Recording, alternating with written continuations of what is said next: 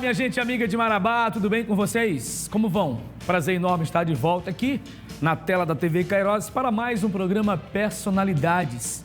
Como sempre, recebendo alguém especial para uma entrevista, um bate-papo. É sempre bom contar com a sua audiência em qualquer lugar de Marabá, seja na zona urbana, na zona rural, nos sítios, nas fazendas, na área do comércio em geral de Marabá. Você que se encontra agora aí na sua casa, muito obrigado por você estar com a gente, sintonizado no canal 7.1 da sua TV Cairós.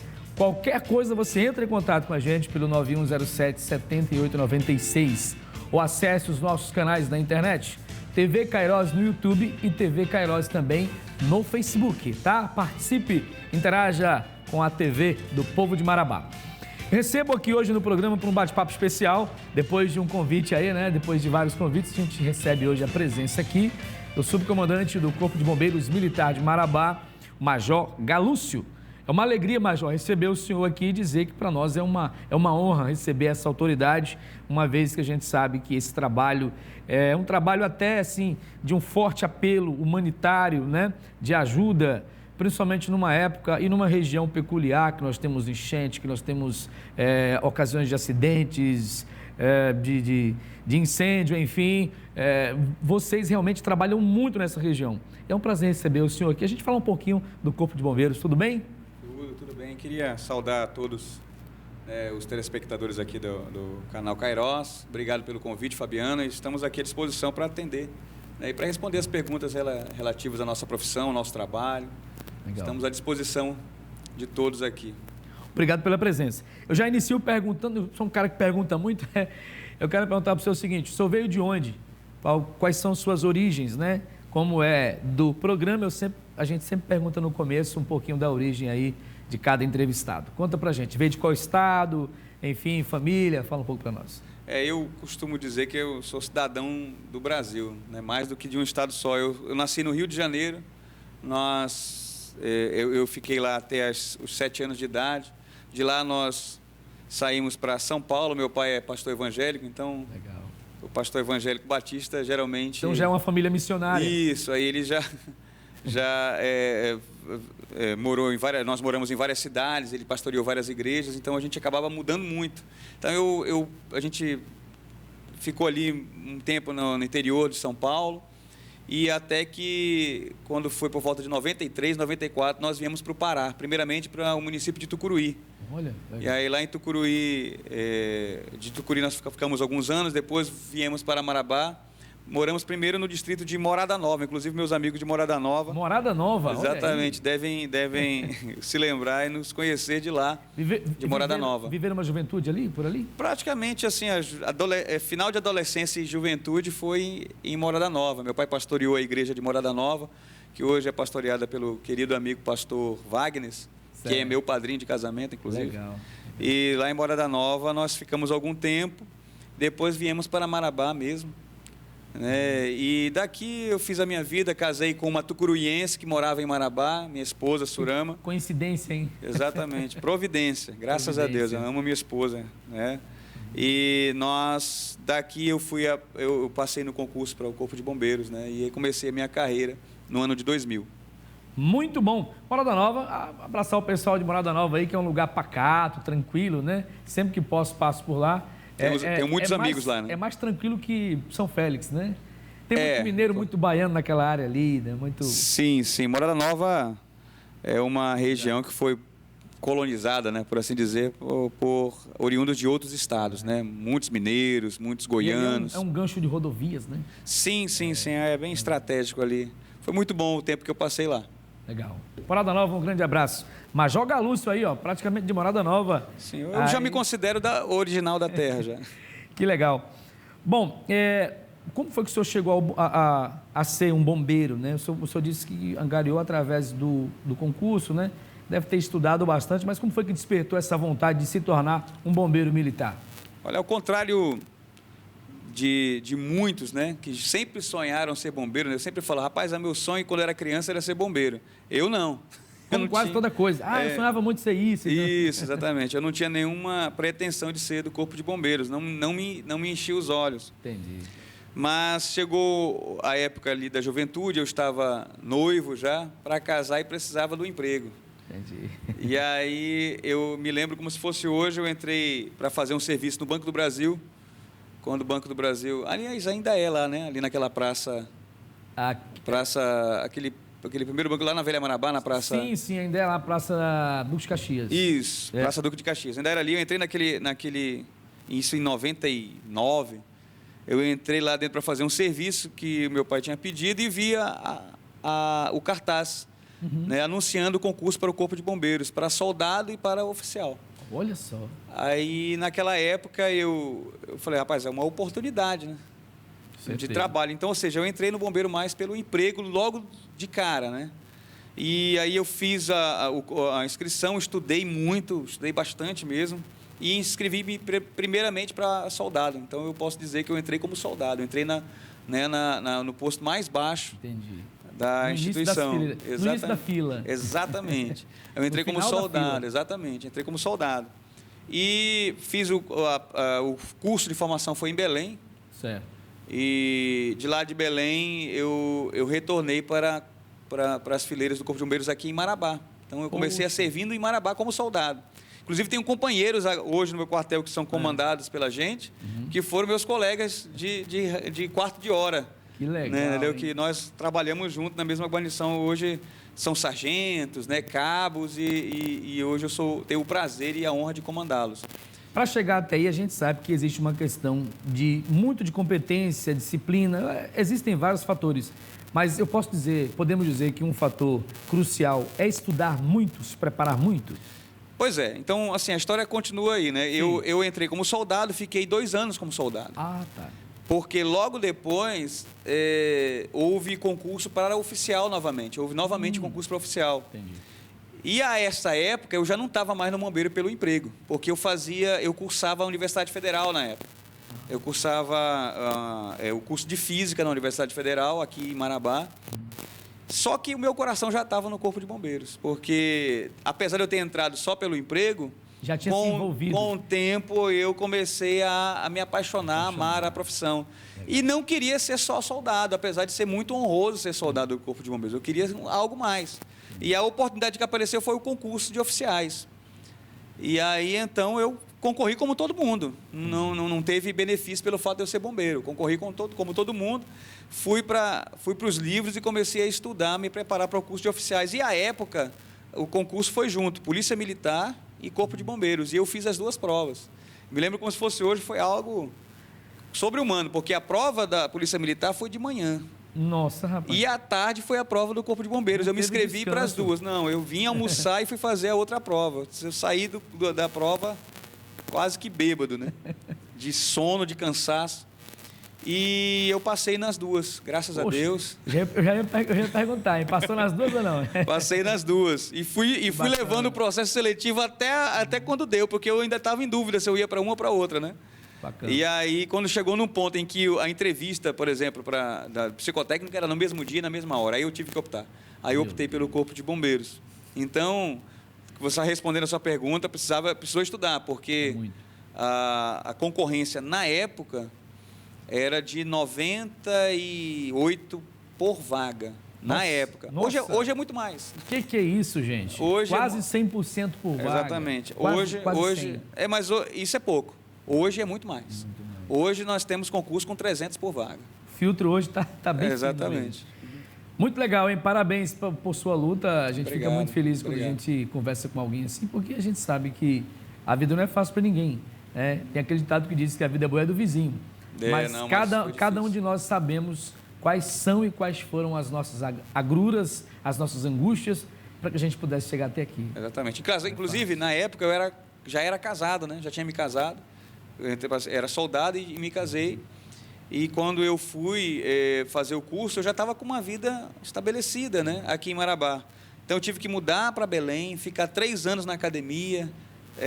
Quase não tinha tempo, né, para a esposa. A minha esposa foi uma guerreira também, que foi comigo para lá para ficar sozinha praticamente. Que bom. E estamos aqui hoje. Graças a Deus, que bom. Major Galúcio, subcomandante do Corpo de Bombeiros Militar de Marabá. Falando sobre o Corpo de Bombeiros, falando um pouco sobre sua vida também. Bom, só para a gente saber, o Corpo de Bombeiros, ele abrange Não é só Marabá, né? Não. Acho que tem outras cidades por aí que vocês, apesar da demanda, vocês procuram atender prontamente esse pessoal de outros municípios. É isso? Cada quartel, devido ao fato de nós termos poucos quartéis ainda no estado do Pará, são 143 municípios, mas somente 21 possuem unidade do Corpo de Bombeiro. Então, necessariamente, esses quartéis acabam se responsabilizando, dentro das possibilidades, por outras áreas. Aqui, Marabá é responsável por mais 10 municípios. 11 municípios, perdão. 11. E dentre eles nós temos Itupiranga, Rondon do Pará, Palestina, São Geraldo, São Domingos, né? Então, e outros, né, municípios aí dentro dessa circunscrição, dessa região. E nós atendemos à medida do que dá as ocorrências dentro desses municípios. É claro que não é todas que a gente consegue atender com celeridade por causa da distância. E às vezes é urgente. E às vezes é urgente. É um fogo rápido ali, você não vai gastar uma hora para chegar lá, uma hora e meia, não dá tempo, né? Mas assim, essa responsabilização se configura muito mais nas atividades continuadas de defesa civil, nas atividades continuadas de incêndios, como eu até falei aqui antes, né, de começar. Nós atendemos uma ocorrência recente em Jacundá que foram 3 dias de ocorrência. Então, essas, assim, a gente manda equipe, trabalha, que foi numa serraria em Pó de Serra. Incêndio. E ali foi fogo em Pó de Serra. Fogo em Pó de Serra. Então, esse tipo de incêndio, ele é continuado. Pensa numa ignição, hein? Pois é. Não, e o Pó de Serra, por uma curiosidade, você não vê o fogo, né? Ele queima... Não queima em superfície, ele queima escondido ali. Aí vai liberando fumaça, vai prejudicando a qualidade do ar do município, né? Verdade. E a maneira de se combater é só fazendo o que nós chamamos de rescaldo. Tem que virar todo aquele material e ir jogando água. É trabalhoso. A gente vai falando sobre incêndio. Ele acabou de falar sobre um incêndio, uma serraria lá em Jacundá. Eu já morei em Jacundá, inclusive, né? Na época que tinha lá 75 serrarias, né? Sim. Hoje já diminuiu bastante. Mas, enfim, já a gente mostra as imagens do incêndio, mas estamos em uma época aí muito propensa a incêndios, né? Bom, nesse trabalho, a gente já está falando de abrangência de municípios e há algum tempo eu ouvi alguém falar a nível de estado sobre uma possível ampliação dessas unidades de bombeiro militar em todo o estado, tá? Então, hoje pelo que a gente percebe, hoje essas unidades, elas funcionam como locais sedes, né? Em regiões estratégicas para que possa atender todos esses mais de 140 municípios. Mas o senhor acredita que hoje seria muito bom se tivéssemos uma ampliação dessas unidades? Sem dúvida. É claro que eu posso contar a história de 2000 para cá. Tá. Né? Eu tenho 20 anos de corporação. E já houve uma descentralização do Corpo de Bombeiros bem considerável. Claro que não na velocidade que a gente quer e deseja, mas dentro das possibilidades do Estado e da corporação. Muita coisa avançou, né? Muita coisa avançou. Quando eu entrei em 2000, tinha quartel em Marabá, dessa região só. Eu não lembro de Paraupebas. Não. Agora aí já tem lá. Tem Paraupebas agora, mas não tinha na época que eu entrei. Não tinha Paraupebas, não tinha Redenção, não tinha Canaã, que agora tem. Imagina descer para Redenção, hein? Poxa. Lá embaixo, no sul. Exatamente, não tinha como. E tinha Santarém, na época que eu entrei, tinha Santarém, Marabá e os quartéis da região metropolitana. Entendi. Hoje nós temos São Miguel, hoje nós temos Abaetetuba, Itaituba. Então, são quartéis que foram inaugurados desde que eu entrei para cá. Então, já houve uma descentralização do Corpo de Bombeiros bem significativa. Agora, que havia maior necessidade, claro, eu, por exemplo, identifico aqui na minha região que tinha que ter um quartel em Xinguara. Xinguara é uma região... Podemos dizer que ali em Xinguara você tem ainda mais 250 quilômetros lá para São Félix do Xingu. Exatamente. Imagina fazer esse desdobramento. Exatamente. Eu fui comandante de Redenção. Redenção era responsável por São Félix do Xingu. Entendi.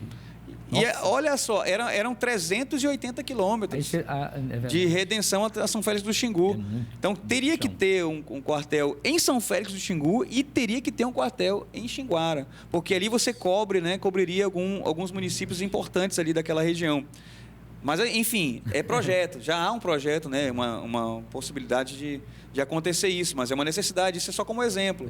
O senhor falou agora há pouco aqui em off, antes da gente começar, que para você ter uma estrutura de um caminhão... É caminhão-pipa que fala ou não? Não, é o autobomba, caminhão de bombeiros. É o caminhão autobomba, que é esse caminhão grande. É diferente do pipa. O pipa, ele é um caminhão de transporte de água. Só para transportar. Exatamente. O caminhão de bombeiros, né, o caminhão autotanque, de bombeiros, ele é um caminhão que possui uma bomba com projeção para combate a incêndio. O pipa não teria. A bomba do pipa é bem reduzida.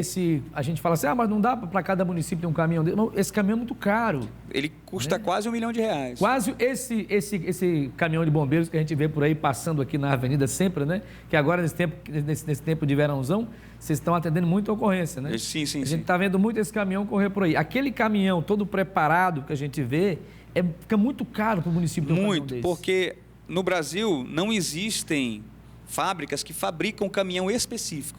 Entendi. Então, os caminhões são comprados, né, das marcas, né, que são vendidas aqui no Brasil, e eles são todos adaptados, transformados, e esse trabalho ele é caríssimo, é muito caro e é muito específico, muito Eu posso específico. dizer então que cada município pequeno que não tem recurso, ele vai ter no mínimo um caminhão-pipa, então. Provavelmente vai tentar atender com um caminhão-pipa. Realmente, né? É pesado. Exatamente. Bom, vamos falar sobre os incêndios? Estamos em um tempo de temperatura, de alta temperatura, né?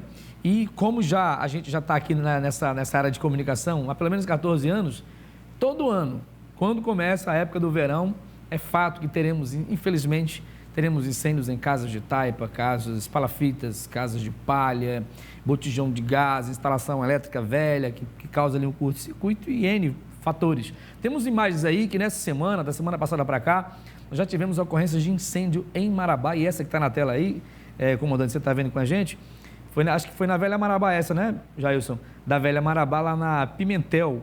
Então, assim, Major Galúcio, a gente, essa época do ano, a partir de agora até lá para setembro, é fato que nós teremos muitas ocorrências desse tipo em Marabá.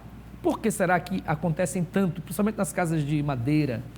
É devido à umidade baixa, né? A umidade relativa do ar nessa época fica muito baixa. E ignições ou princípios de ignições que num período com umidade não deflagrariam, nessa época se deflagra com mais facilidade. Então, é por isso que é muito comum você ver incêndios. Isso não quer dizer que numa época de inverno não tenha incêndio, tem Entendi. Também. Mas só que é muito mais comum nessa época de verão devido à umidade relativa do ar muito baixa. Levando em consideração também que, a não ser pelos casos, essa da Velha Marabá, salvo engano, foi um botijão de gás. Botijão de gás. Eu até comentei no programa essa semana, supostamente pode ter sido botijão de gás. E olha aí. Não, foi botijão de gás. Na verdade, não foi nem um botijão de gás. A senhora, ela abriu, né, o fogão e acho que ela esqueceu, por algum motivo, lá na casa, ela deixou aberto. E aí, quando você tem o ambiente saturado por gás de cozinha, o gás butano, qualquer centelha pode deflagrar um incêndio. Graças a Deus, né, não aconteceu algo pior com a família que morava na casa. Que bom, graças a Deus. Graças a Deus. Mas também nós temos os casos muito típicos dessa época, que são as deflagrações em terrenos baldios, em fogo no mato, que chamamos fogo no mato, que podem passar para as residências. O camarada até comentava, ele acha que é muito caro mandar roçar, mandar capinar. Não, vou riscar um foguinho aqui que já queima tudo, é muito rápido. Exatamente. Mas aí tem as consequências. Muitas, não somente as consequências de incêndio, mas as consequências ambientais. Nós estamos iniciando esse período. Nessa época, no ano passado, um pouco depois, lá para agosto, né, eu espero que não se repita, mas no ano passado a qualidade do ar aqui em Marabá foi péssima. Me lembro, viu? Foi muito horrível. E só melhorou depois do decreto presidencial, aquecido por um decreto municipal, né, que proibiu as queimadas e começou a multar né, as pessoas que estavam fazendo essa prática aqui em Marabá. E aí caiu bastante, melhorou muito a qualidade do ar depois disso. Então é comum dessa época. Bom, quais seriam as dicas para aqueles moradores que possuem essas casas? Ou quais são os tipos de casa que mais acontece isso, ou isso é relativo? Uma casa de alvenaria, por exemplo, tijolos, se torna mais difícil ou isso é relativo? De repente tem um material inflamável, um forro, enfim.